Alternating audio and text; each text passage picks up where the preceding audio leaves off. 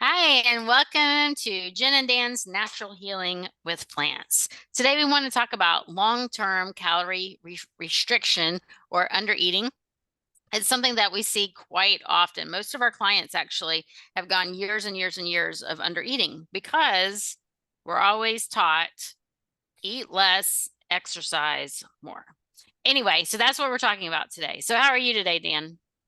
Oh, I'm doing great, Jen. How are you doing? I am doing well, thank you. For those of you who Awesome. don't know, I am Holistic Jen or Jennifer Whitmire. I am a health coach who focuses on hormone health. I'm also a culinary coach, so I help clients cook in healthier manners in a healthier manner to help with their health. Dan, you want to say anything about you? Yeah, I'm a master herbalist. I'm also an exercise physiologist. I use exercise, plant-based eating, and herbal cleansing to help people improve their health. Yes. So tell us a little bit about the clients that you see who are chronically under eating. Well, it's usually going to be a female client, which, in this business, mostly it's females that we work with. A lot of guys don't really go for health coaching so far, but usually just women are going to restrict more than most guys. So I've worked with women that were, you could actually shake their hand would be cold. Mhm, And they would eat, some of these girls would be eating maybe 800 calories a day, mhm. Yeah, really and common. and they don't feel good, and they're weak, and they don't, of course you don't feel good. Right. Mhm. But I feel sorry for these clients because we both went to school, and my first degree was exercise science, and back then they were teaching calorie restriction and exercise. If you can't lose weight, if you have weight problems, just eat less food and go run more. It's like, oh my God, no, no. Right, right. So what happens to these people other than they're feeling weak and cold? Oh God. Well, they start to get to where they can't sleep because the Right. body is hungry. And then when you try to sleep at night, the body wakes you up, is like, hey, go get some food. Not to Right. mention your cortisol, which you've probably heard of cortisol, the people who are listening, because you hear about it as how it's connection to weight loss. And so the funny thing is, if you take someone's advice and you restrict your calories, your cortisol goes up. And when it goes up, your blood sugar starts to get unregulated, and you start to gain more belly fat, which is that's usually what we're all trying to lose. When we're trying to lose weight, we want to lose our stomachs. And so if you restrict and start to exercise really hard, that's another stressor. It's an endless cascade of things that lead to burnout and hormone deficiency and too much cortisol, and you wonder why you can't lose weight anymore. And this happens, I'd say, usually when we get around 35 years old, and we've been doing this to ourselves for years. I think we hit 35 or over, and we can't lose weight anymore, and we don't understand why, because we're eating less and we're working out more and we're still fat. Right. Right. And I think so for those of you who aren't familiar, it's causing a cortisol spike because you're restricting the calories, so you're not getting the nutrients you need. And you need all these nutrients for energy. Your body requires a certain amount of calories just for you to function. And then when you add exercise to that, it's just way too much stress on the body, which is what's creating that cortisol response. I think for me, nutrition is a key player too. You're not getting the nutrition and then you're exercising, then you're just creating an inflammatory response too. Creating an inflammation in the body. The body can't recover because you're pushing it harder than it can actually do right now. Yes. And I don't know if we mentioned, but also when you eat less calories, your metabolism actually gets slower, which is the other hmm problem. And after years And and years, it's just getting lower and lower. yeah, and that goes back to our ancestors, when we used to feast and famine. So the body, that's the way the body survived before we had all the food we have now. Now most of us luckily have as much food as we want. but back before fast food and grocery stores, you had to go hunt and you had to gather. And so that's the reason the body started to lower the metabolism, because if it didn't, we would starve to death quicker. So, but Right. now it's a problem. Right. And then you get the belly growing. And it's like, wait a minute, I'm not eating, I'm exercising. So then, oh, I've got to do it more.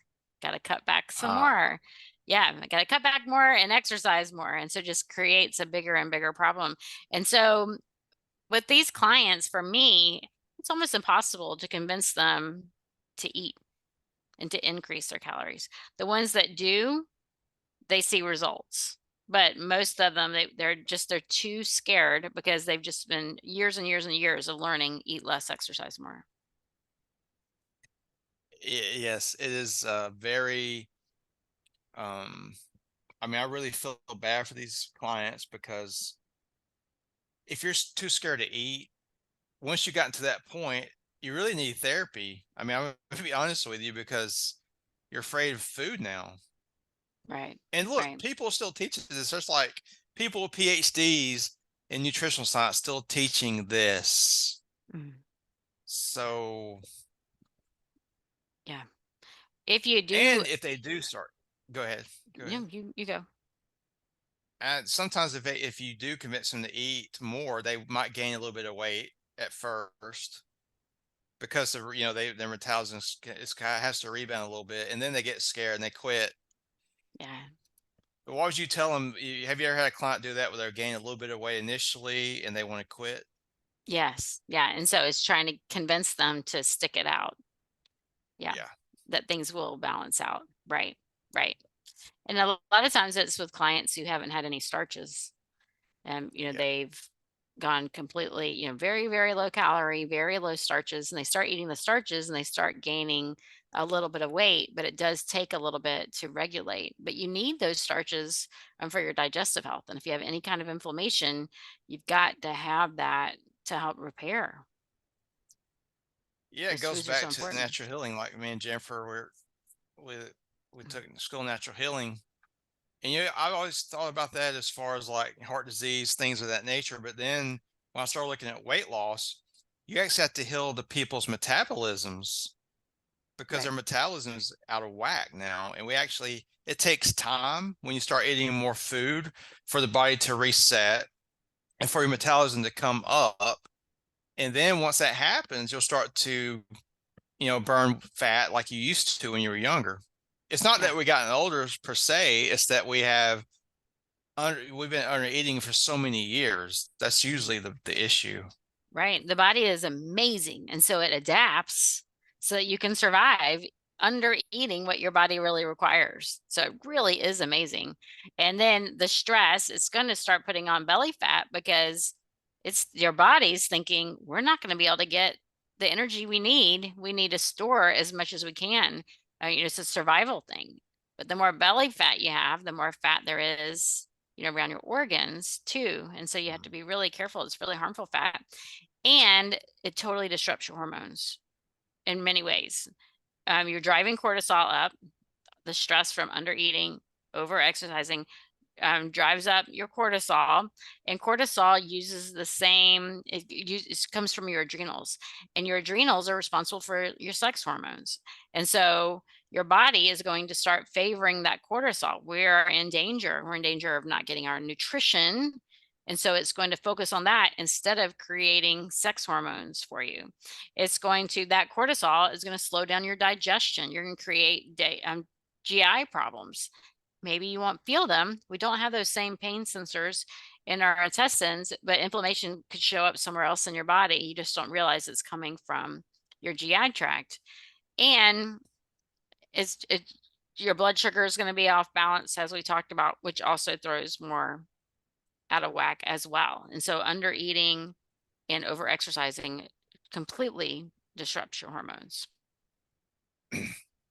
Yes, I've had people come to me and they say, I have a friend that they started a walking routine and they lost so much weight. I didn't think it was possible to, exercise so in such a gentle manner and lose weight. A lot of people think that they have to, work their butts off, literally, like running and as hard as they can go. Mhm. But actually, the reason the walking works better for most people is because they're always there. It helps the cortisol regulate. Like general Yeah, exercise helps your cortisol levels. right. Yeah, there So are people that'll start doing yoga and they start losing weight doing the yoga. Yeah, training for the marathon, training for the 5K. You may lose weight when you first start, but then you may, if you are consistently under eating, you're that's going to just set you up for disaster. And while you did see the results in the beginning, it's just going to get worse and worse and worse. You're going to start putting on the weight, and then you're going to be wondering, why isn't it working? Because it worked before. I was able to exercise before. Why isn't it working now? And then it just keeps going. People keep cutting back, keep pushing harder, where maybe stopping and doing the yoga or walking, like you said, is really all they need. and then the other problem with restricting calories and exercising harder, you're going to start to get hurt. You're going to start to get injuries, and then you can't do anything. Right.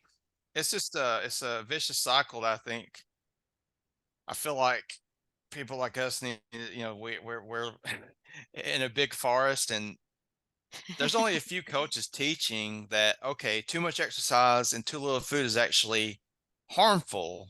Right. Right. I think that there is a place for calorie restriction, but not always. We'll go No. on juice fast or water fasting, and sometimes that can be great under direction of somebody. Don't go on a water fast without some kind of assistance. Don't do that. Make sure you have assistance anytime you do some kind of fasting, and it should just be temporary.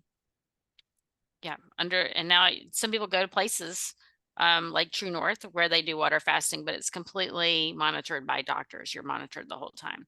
Don't That's not a DIY kind of thing to do. Oh yeah, I mean, what you're saying, like fasting, that's for a healing thing. Like the water fasting at the True North, they do that for high blood pressure, and it works really, really good. Yeah. But they only Yeah. do it for 10 days, and then they start refeeding them. Hmm.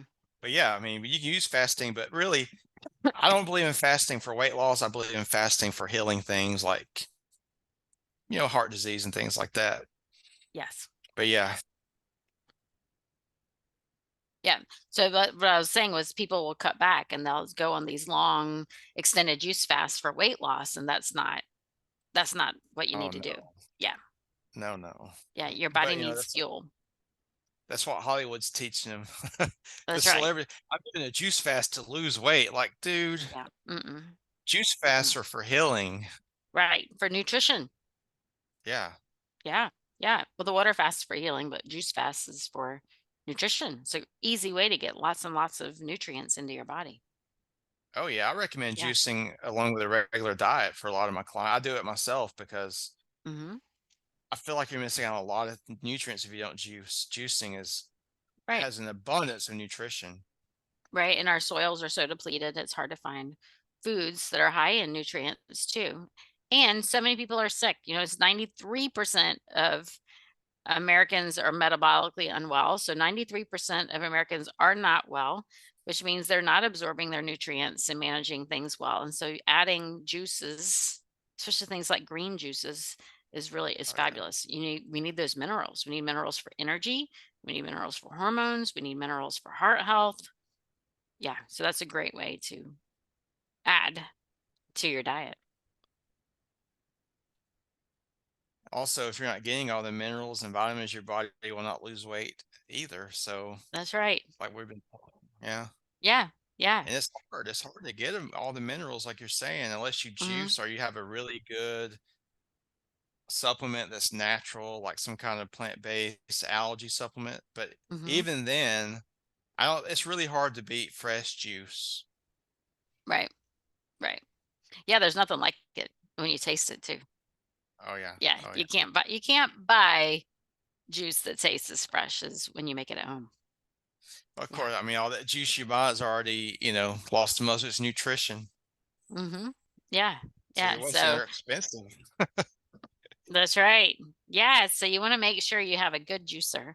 You wanna make sure you're not cutting your calories too low. There are plenty of trackers out there you can track and see how many calories are you eating? And then you want to make sure you're using exercise that is right for you and right for your hormones. And then if you have been under eating for years and years and years, then you have to trust the system. You have to trust the system. Add the nutrients that your body needs. Slow down your exercise. Find appropriate exercise. What other advice do you have, Dan? Well, of course, I would recommend that they get serious about hydration, drink enough water, Mm-hmm.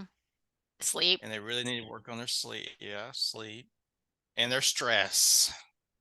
Absolutely. Yes. If you're already in a stress response because of the chronically under eating and over exercising, then yes, finding ways to manage your stress. And that can be stress management through movement. A lot of us, we struggle with meditation. I sit down and try to meditate, then I have the racing thoughts and things like that. It's not calming, but I can do some stretching exercises, and that can be my meditation.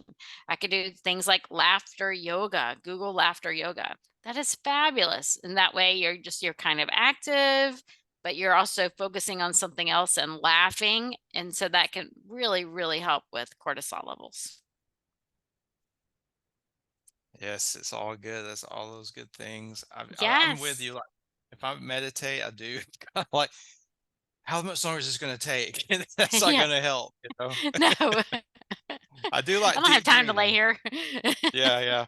I gotta go do something else. But I think that's most of us. So we have all of us have we're all works in progress, so to speak. Absolutely. Nobody's perfect. Yeah, Oh so no. find someone who can help you.